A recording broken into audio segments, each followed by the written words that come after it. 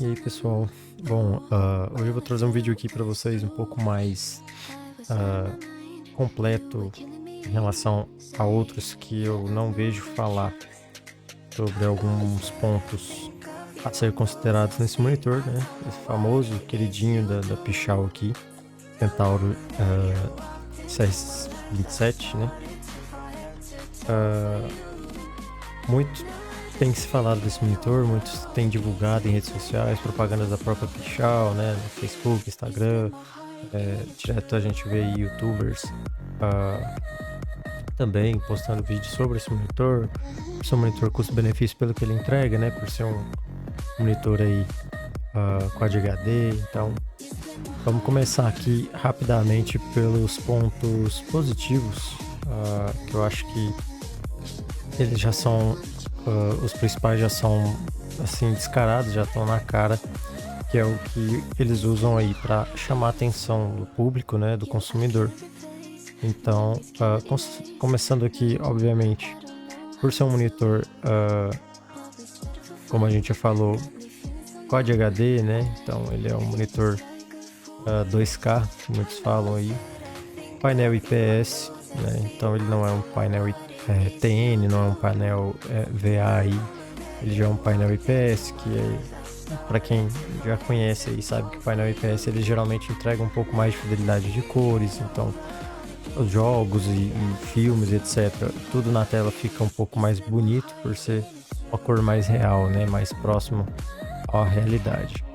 Também o fator para quem curte aí jogar jogos competitivos, né, um CS, um Valorant, jogos aí principalmente FPS, e se importa aí com essa questão de altas frequências e tempo de resposta. Então ele é um monitor aí, um MS com 165 Hz, tá?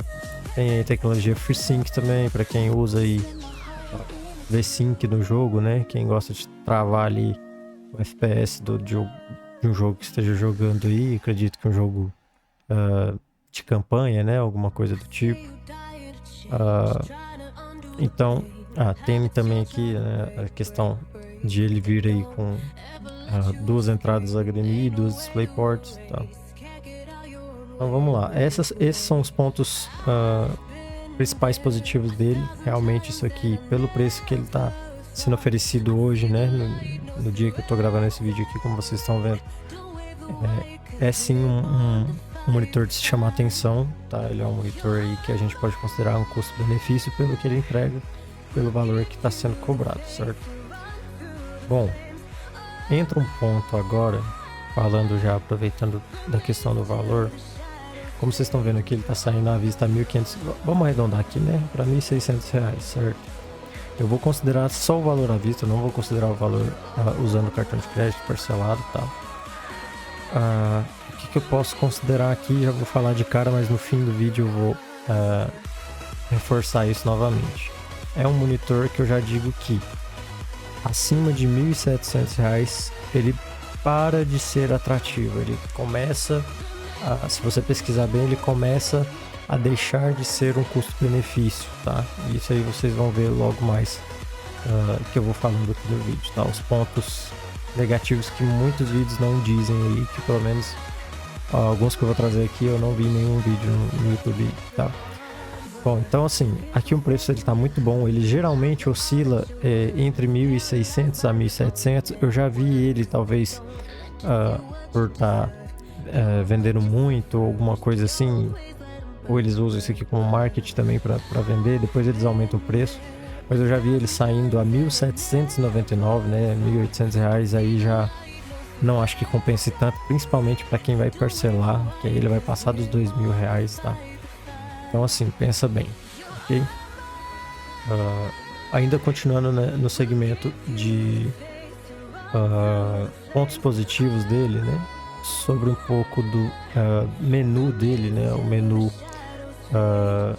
eu não vou conseguir mostrar aqui para vocês porque o menu não é capturado pelo software aqui, né? Pelo OBS, mas eu vou deixar alguma imagem ou algum videozinho mostrando rapidamente, vocês podem pesquisar também. E tem vários canais no YouTube que já mostram esse menuzinho, mas é um menu simples, a gente já vê esses menus em vários outros monitores, não só da Pichau. Mas é um menu básico, né? É um menu que é ok, não é nem ruim, nem bom. Ele é um menu direto, simples. Se você tem alguma coisa para resolver, você vai e resolve. Nada que seja difícil. Ele tem a linguagem dele é em português, tá? O idioma é em português. Então não tem... até então, pelo menos eu não tive dificuldades, tá? Eu acredito que você também não vai ter. Nesse padrão, seguindo nessa questão do menu, o único ponto aqui que eu não vou considerar negativo é coisa minha, mas assim, ainda sobre o menu, os botões dele ficam na parte de baixo, né? Os botões ali de navegação desse menu, eles são um tanto meio rígidos, eles são meio durinhos assim de você clicar, de você apertar. Então, não é um monitor que você consegue assim com facilidade, com uma mão só, mexer nesses botões, porque provavelmente você vai tirar ele do eixo dele, ele vai ficar meio torto, alguma coisa do tipo, porque você vai ter que fazer uma certa pressão para cima para você conseguir clicar. Então provavelmente você vai ter que com uma mão segurar ele na parte de cima e a outra mão clicar nos botões, né? Ou segurar o gabinete por baixo, segurar o monitor por baixo aí enquanto você clica, tá? É só um ponto que eu quis deixar aqui, mas eu acredito que isso não vai ser algo negativo e nem vai afetar isso para alguém que estiver escolhendo ou considerando comprar esse monitor, tá?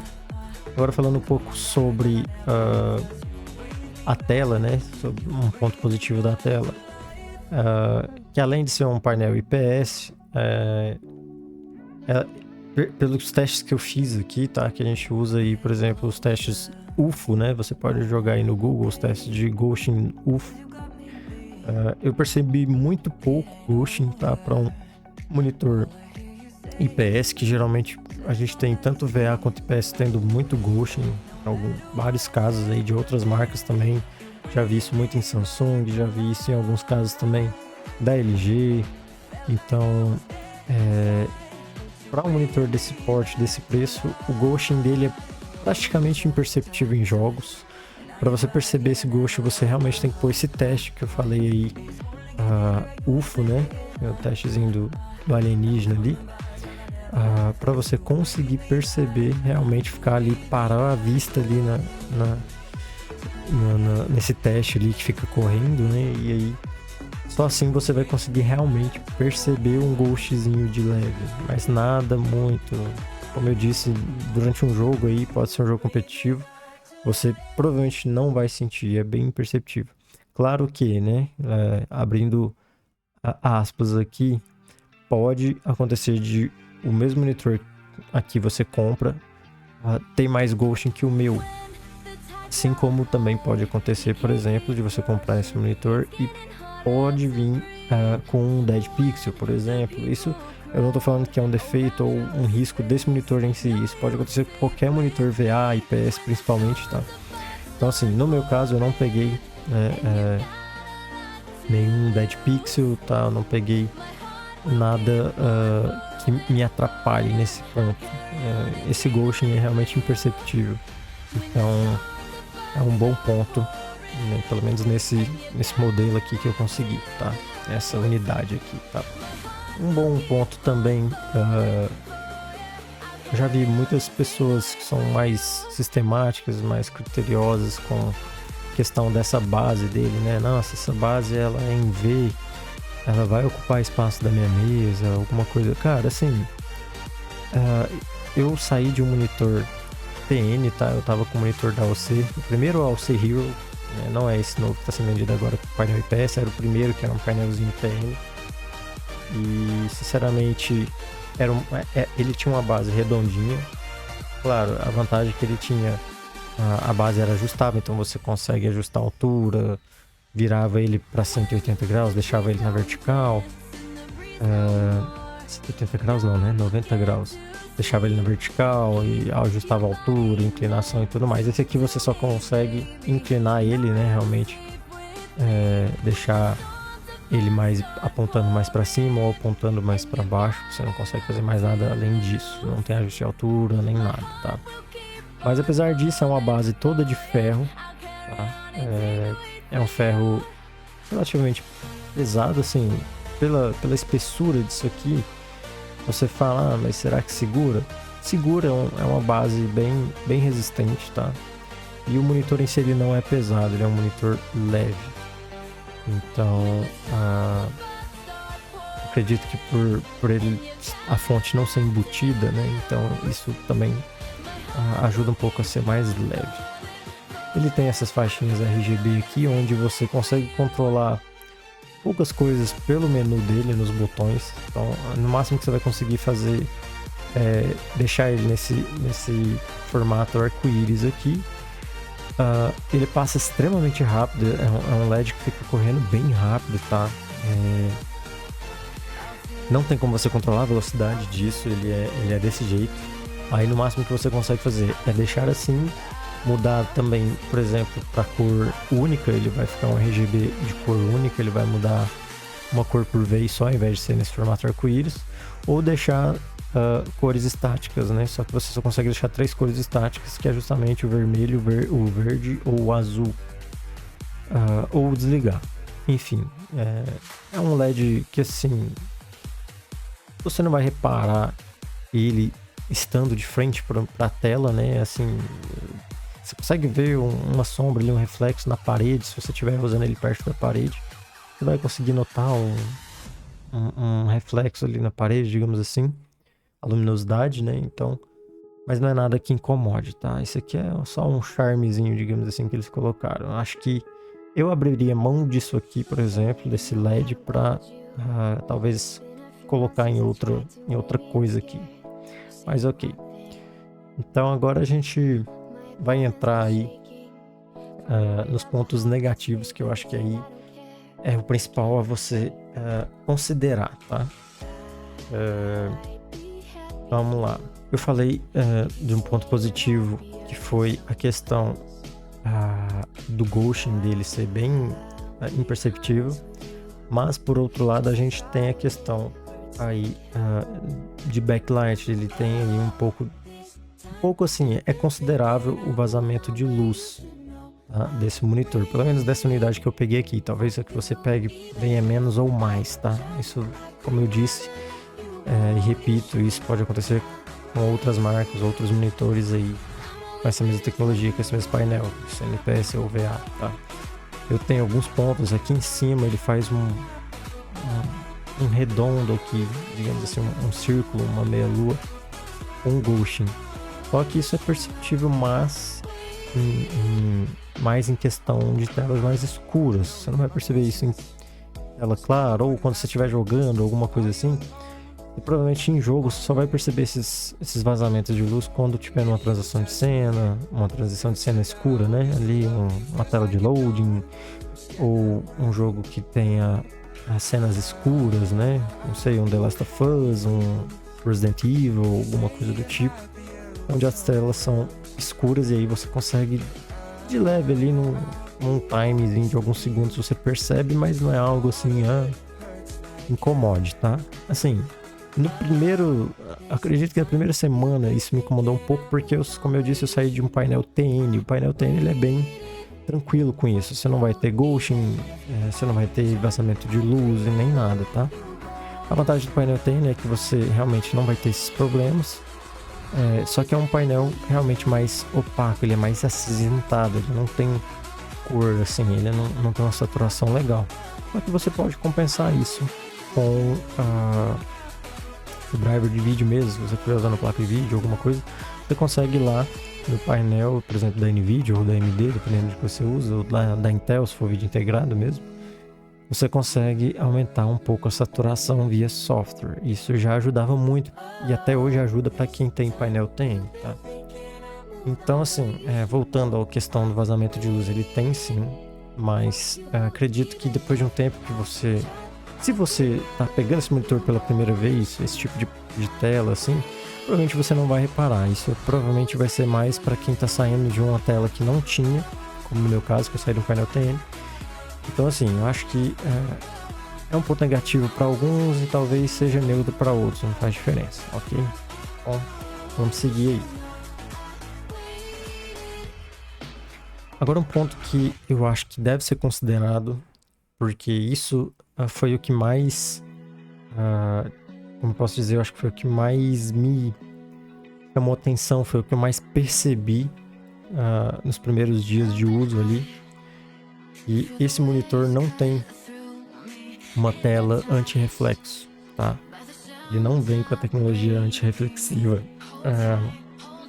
E o que isso impacta? Cara, se você já alguma vez utilizou alguma tela, isso vai ser mais pessoal das antigas, os notebooks antigamente, principalmente. Eu tô falando antigo como se eu fosse velho e o negócio fosse mais de 10 anos atrás, mas não. Algo ali meados de 2014, 2015, muitos notebooks ainda vinham, até da Dell, eu lembro que eu já tive, né? Aqueles notebooks não tinha também telas reflexivas, mas outras já tinha telas anti-reflexivas, né? No caso. Tinha uma certa diferença, porque se você está num ambiente com muita luz, ou se a luz está em direção à sua tela, quando você tem um painel que não é anti-reflexivo, isso pode incomodar, isso pode te atrapalhar, porque essa luminosidade, esse reflexo que vai dar na sua tela vai ser mais destacado, então acaba se tornando um ponto cego ali, uma luz que fica na tela refletindo e você pode acabar sendo incomodado por isso. Então, por exemplo, se você está num quarto e sua tela é virada para o sentido da sua janela e sua janela bate sol, ou a claridade da janela é muito forte, né? Acaba que isso é um ponto a ser considerado, porque ele vai sim ter uma tela bem reflexiva. Ela vai ser um pouco enjoada nesse ponto, tá? Então tem que se considerar.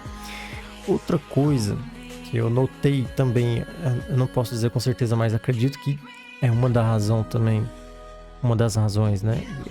Por esse fator de ela não ter essa tecnologia anti-reflexo, é que pra mim, tá? Isso é pessoal, é meu, tá? Talvez por eu estar falando, você com um monitor em mãos perceba, mas eu sinto que a tela, o painel, o primeiro vidro da tela e o painel, até o painel que tem ali a imagem em si, né, com os LEDs e tudo, eu sinto que ele tem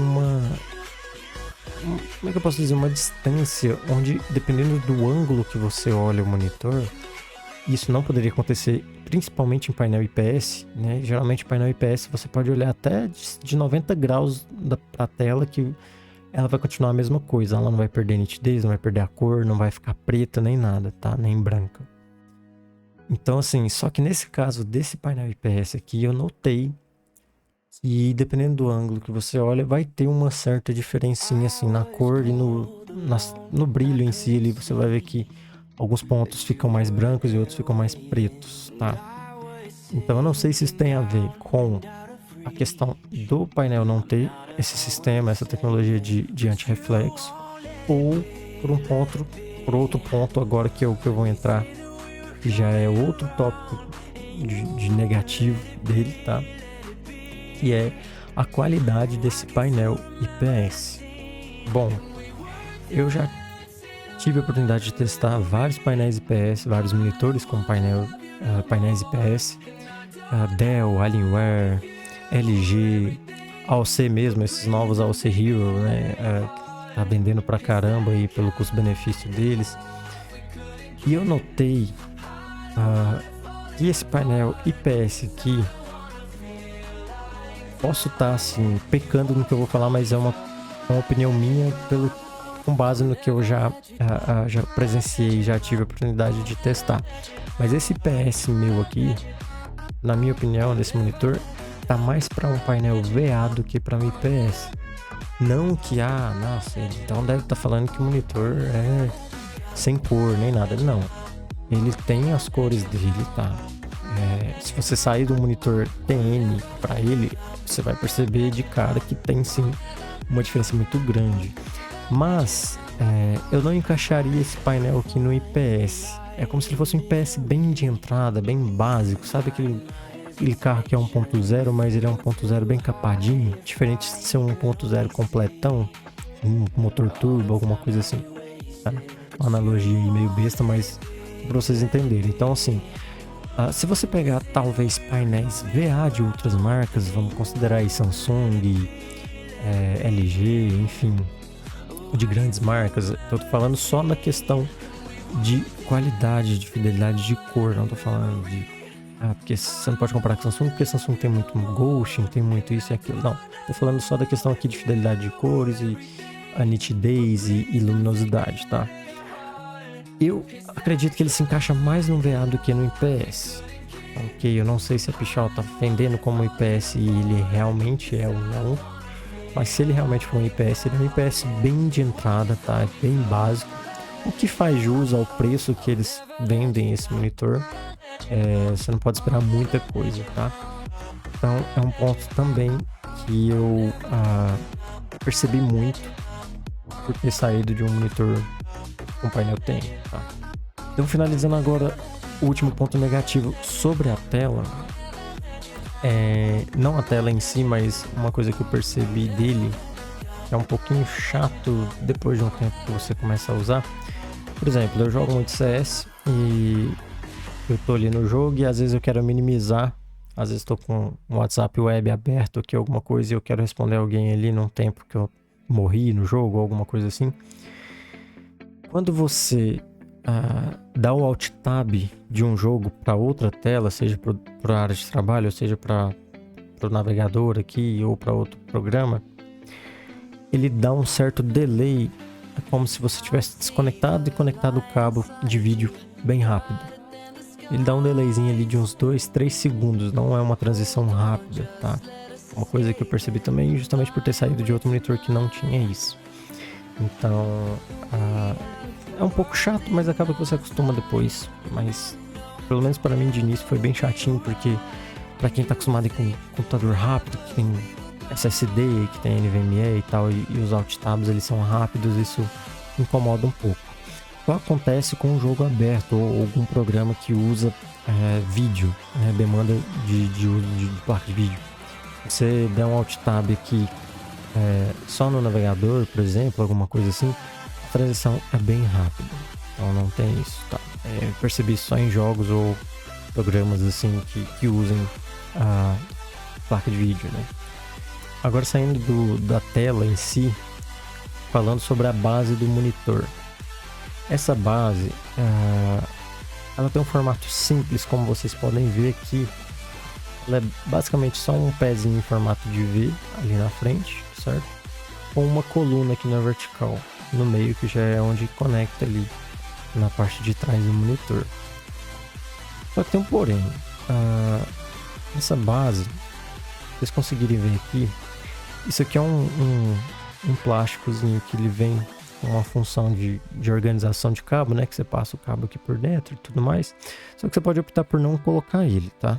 Eu optei por não colocar, porque minha mesa é meio rasa, então eu gosto do monitor mais longe possível de mim. Isso aqui, se você encosta ele na parede, você vai perder esse espacinho aqui que você pode jogar mais para trás, tá? Isso é meu uso, mas se você for colocar com ou sem, não importa pro que eu vou falar agora, que é o único parafuso que esse monitor tem é justamente esse daqui.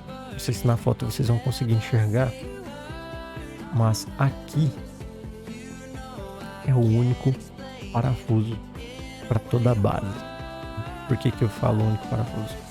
Porque aqui no encaixe, na traseira do monitor em si, é literalmente só um encaixe, você não parafusa isso aqui, né? Você não tá vendo nenhum parafuso exposto aqui, como eram os monitores mais antigos que você parafusava.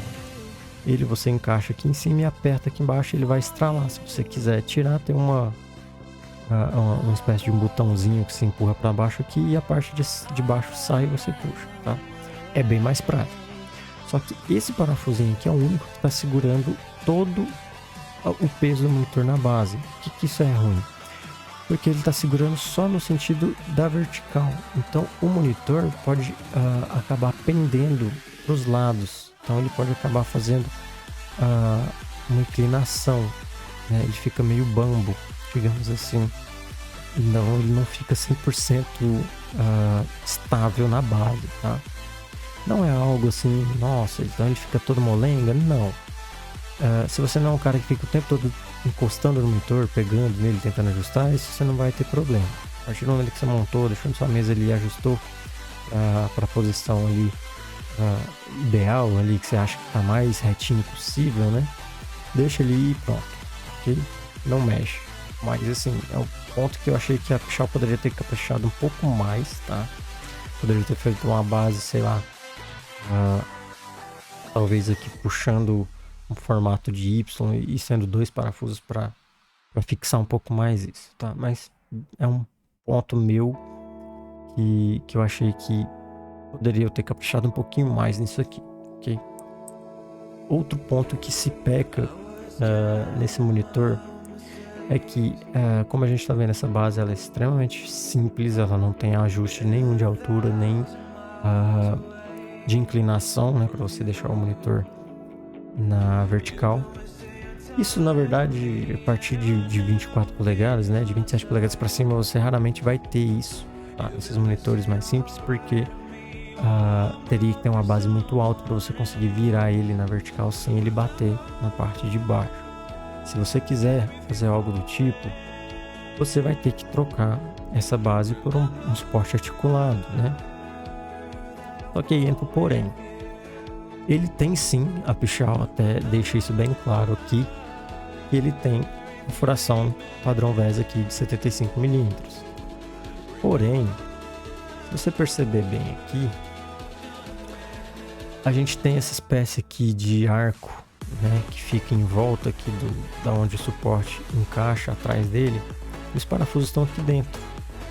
Essa parte aqui ela é funda, tá? Aqui dentro é basicamente da mesma altura que a tela em si, atrás. Então isso aqui, lá, ele tá aqui, ele não tá onde vocês estão vendo aqui na imagem, ele não tá aqui. A parte que encosta realmente tá aqui na base desse arco. E que isso é ruim?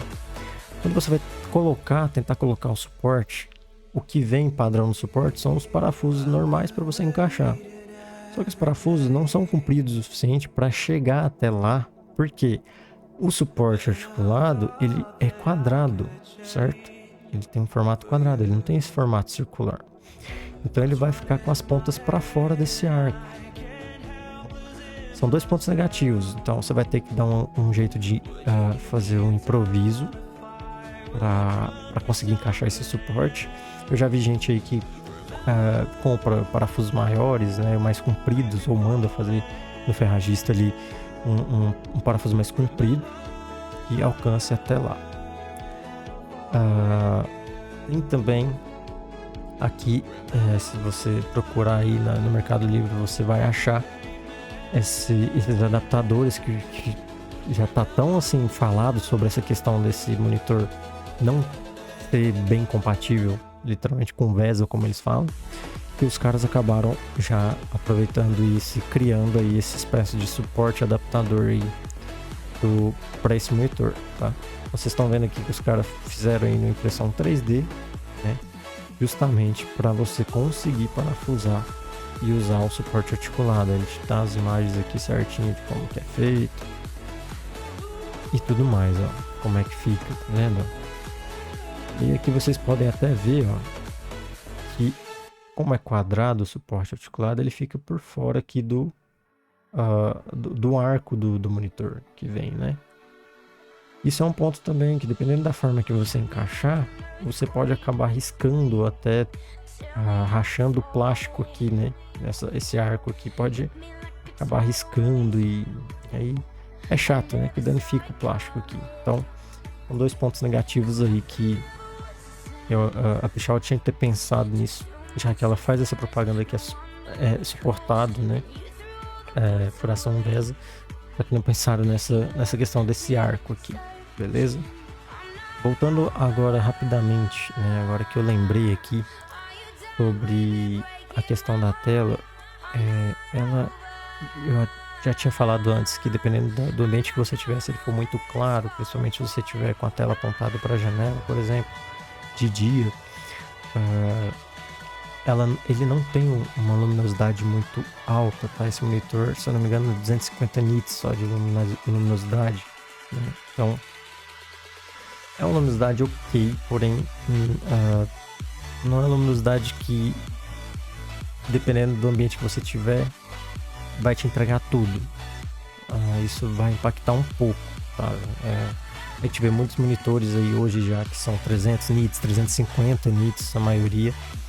E isso sim faz uma diferencinha, mesmo que você coloque o brilho no máximo, você vai ver que não é um monitor extremamente claro, não é luminoso, tá? Então, é outro ponto que eu tinha deixado passar falando das telas, né? Então, acredito que, dependendo do ambiente que você tivesse, isso aí não é problema, mas se você tiver um ambiente com muita luz, principalmente luz do sol, aí pode incomodar. Pode afetar um pouco nessa questão aí da luminosidade ser mais baixa, tá? Agora, eu deixei esses dois por últimos agora como um extra, um ponto negativo. Por que extra que eu falo? Porque pode ser negativo, para mim é negativo, para você pode não ser, tá? Então eu deixei ali como um extra só para complementar. Primeiro, pode ser uma frescura minha, mas eu acho que a maioria dos monitores hoje deveria ser assim, que é o que? Como eu já tinha dito aqui, a gente só tem aqui na parte de baixo a conexão DC mesmo, que é a conexão de energia dele, 2 HDMIs e 2 DisplayPorts e um P2 aqui para você conectar alguma caixinha de som, alguma coisa aqui, certo? Direto nele. Só que eu acho um pecado o monitor hoje em dia, né, não vir com nenhuma sequer porta USB. Eu acho que esses monitores poderiam vir com porta USB, porque às vezes você vai, já que você, por exemplo, tem a entrada P2, já que você vai ligar, por exemplo, uma caixinha de som, tá? Não tô falando de fone de ouvido, tá? Supondo que você vai ligar uma caixinha de som e essa caixinha de som ela tem a entrada P2 e a outra entrada USB. Para alimentar ela, né? Você vai ter que ligar no seu gabinete, no seu computador, porque não tem USB aqui. Ou você poderia, por exemplo, carregar aqui, deixar um cabinho conectado para carregar o controle, digamos assim. Seu celular poderia estar aqui, ou seu smartwatch, né? Então, assim, eu acho que todos os monitores hoje deveriam vir com pelo menos uma ou duas portas USB, tá? E aí que entra um ponto engraçado. Se você procurar em algum vídeo ou outro aí no YouTube, você vai ver gente que fez unboxing desse monitor. E por coincidência, eu não sei porquê, em algumas unidades, no lugar de uma das portas de vídeo, que eu não sei se foi no lugar de um HDMI ou no lugar de um DisplayPort, não me recordo agora, mas no lugar de um desses veio uma entrada USB nesse monitor aqui, no pichão, nesse CR27 aqui. Ele vem com uma porta USB. Eu não sei se foi erro deles, da engenharia deles lá com o monitor, ou se eles tentaram fazer algumas unidades para ver como é que ia ser, mas enfim. Pode acontecer aí, acho que vai ser raro, mas pode acontecer de você receber, se você for comprar, receber uma que venha com uma porta USB no lugar de algum desses aqui. Talvez, acho que no lugar de um HDMI ele venha uma porta USB, tá? Eu preferiria que o meu tivesse vindo assim, mas o meu não veio. Ele veio dessa forma aqui com os 2 HDMIs e 2 DisplayPorts. Então isso pra mim foi um ponto negativo, mas pra você talvez não seja, porque pra você ter ou não USB no monitor talvez nem faça diferença, ok? Segundo ponto extra e negativo, né, é o seguinte: eu não curto muito monitores que a fonte é externa, né? Que a fonte é igual a esses de notebook. Você tem a caixinha ali e liga um fiozinho aqui nesse formato DC, né? Igual de notebook. Por quê? Se acontecer qualquer coisa com essa fonte, você vai ter que procurar um original dela ou uma que atenda as mesmas questões de energia, né? Tensão, amperagem e tudo mais. Então, assim, eu não curto muito. Eu prefiro que seja embutido no monitor. Quando é embutido no monitor, geralmente a gente tem aquelas entradas padrões igual de fonte de computador, que tem aquela furação de 3 aqui, né? Então, cabo tripolar, digamos assim. E isso é bom porque, vamos supor que sua tomada está longe do seu monitor, ou a régua, né, que você liga ali o filtro de energia. A vantagem é que, se fosse esse o caso, você poderia muito bem ir numa loja ali de eletrônicos e comprar um cabo de energia de 2 metros, 3 metros, ou na internet, que seja. Você não precisaria se preocupar com isso. Nesse caso aqui não, então é um ponto que para mim eu prefiro realmente que os monitores venham com a fonte embutida dentro, tá? Eu não gosto muito dessas fontes externas, igual carregador aí de notebook. Então assim, são esses os pontos negativos que eu acho que vocês devem considerar. Minha conclusão final, a gente pode considerar que esse é um bom monitor, devo comprar ou não, compensa? Olha, como eu disse no começo do vídeo, que eu ia falar agora no final, se você tiver nesse preço, tá? Esse é o melhor preço que eu já vi para ele até hoje, eu não vi ele mais barato que isso, tá? Até então, talvez em promoções até a Pichau faça isso, né? Nessas lives que eles fazem e tudo mais. Mas geralmente o preço dele é entre 1.700 e 1.800. Acima de 1.700 eu já deixo de recomendar. Ele já começa a deixar de ser custo-benefício. Nesse valor que está agora, nesse momento, eu acho que vale muito a pena, apesar dos pontos negativos que eu dei aqui. Se você não se importa, ou se o seu ambiente onde você está, ou o que você faz, não vai te atrapalhar, é um monitor que vale muito a pena por ser 2K, por ser 165 Hz, IPS, apesar de não ser um IPS assim como eu esperava, como eu disse aqui, mas tem boa definição de cor sim, tá? Um ponto que eu esqueci de falar, ele é 165 Hz no DisplayPort e no HDMI ele é 144 Hz, tá? Limitado a 144 Hz. O HDR, ele vem com HDR, eu não sei se a Pichau coloca isso aqui, mas ele tem tecnologia de HDR, porém só é permitido ativar ela se você estiver usando cabo HDMI. Você não usa HDR no DisplayPort. Acho que isso não é algo tão relevante, talvez por isso não tenha lembrado no começo do vídeo, mas HDR geralmente nesses monitores aqui não faz diferença nenhuma, ou em alguns casos até fica pior, fica um negócio totalmente desproporcional, né, desequilibrado as cores, então talvez não faça diferença para você, mas você pode testar no HDMI e ver como é que fica. Eu não cheguei a testar isso, porque para mim realmente não faz diferença o HDR, então são 2 pontos aí para vocês olharem também. Então, minha conclusão é, abaixo de R$ 1.700 vale a pena se você quer um monitor Quad HD 1ms com frequência alta, tá? Vale a pena pelo preço que está sendo cobrado aqui hoje, tá? Acima de 1.700 eu não recomendo. Que aí você pode procurar na internet, você vai ter opções um pouco melhores até de acabamento, mesmo que seja um painel VA, por exemplo, talvez você encontre acabamentos melhores, tela curva, por exemplo, se você curte, as bases ajustável à altura, então dá uma pesquisada direitinho, foi nesse preço aqui, vale a pena sim, tá? Ok, vai na fé que é bem bom pelo preço que está sendo cobrado hoje. Outro ponto, só para finalizar, como eu tinha dito, eu saí de um monitor da AOC, né, o primeiro AOC Hero, o painel tem, ele era Full HD e vim para esse Quad HD, porque hoje eu tenho uma RTX 3080 e eu falei, cara, uma 3080 para Full HD já tá sendo um pouco overpower demais, digamos assim, para jogos de campanha.